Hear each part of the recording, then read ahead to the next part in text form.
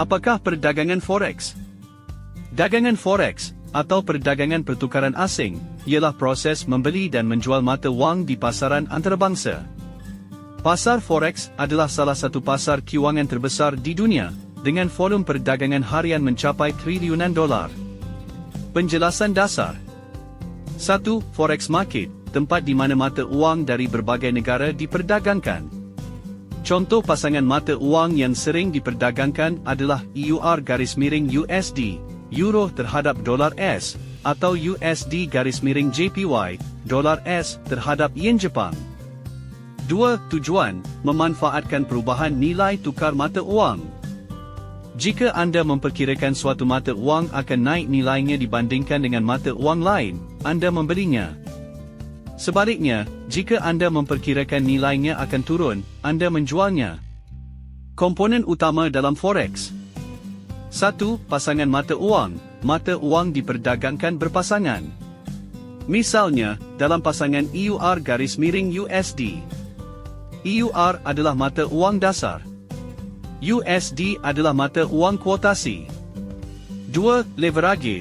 Forex sering melibatkan leverage, yang memungkinkan trader mengontrol posisi besar dengan modal kecil. Namun, leverage juga meningkatkan risiko. 3. Broker. Perdagangan forex dilakukan melalui broker yang menyediakan platform trading. 4. PIP. Persentaj endpoint unit terkecil pergerakan harga dalam pasangan mata wang. 5. Spread. Perbezaan antara harga beli, bid, dan harga jual, ask, suatu pasangan mata wang.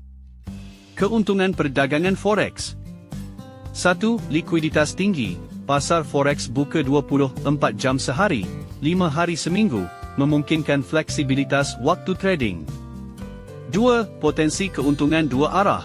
Trader bisa meraih keuntungan baik saat harga naik, buy, maupun turun, sell. 3. Diversifikasi. Cocok untuk melengkapi portofolio investasi lain. Risiko perdagangan forex. 1. Fluktuasi harga. Pasar forex sangat volatil, yang dapat menghasilkan kerugian besar jika tidak dikelola dengan baik. 2. Leverage tinggi. Dapat memperbesar keuntungan, tetapi juga memperbesar kerugian. 3. Kurangnya pengetahuan. Trader pemula sering kali mengalami kerugian kerana kurang memahami analisis pasar. Perdagangan forex membutuhkan pemahaman tentang analisis teknikal dan fundamental, manajemen risiko, serta kedisiplinan yang tinggi untuk mengelola modal dan emosi. Jika anda tertarik untuk terlibat, penting untuk belajar secara mendalam sebelum memulai.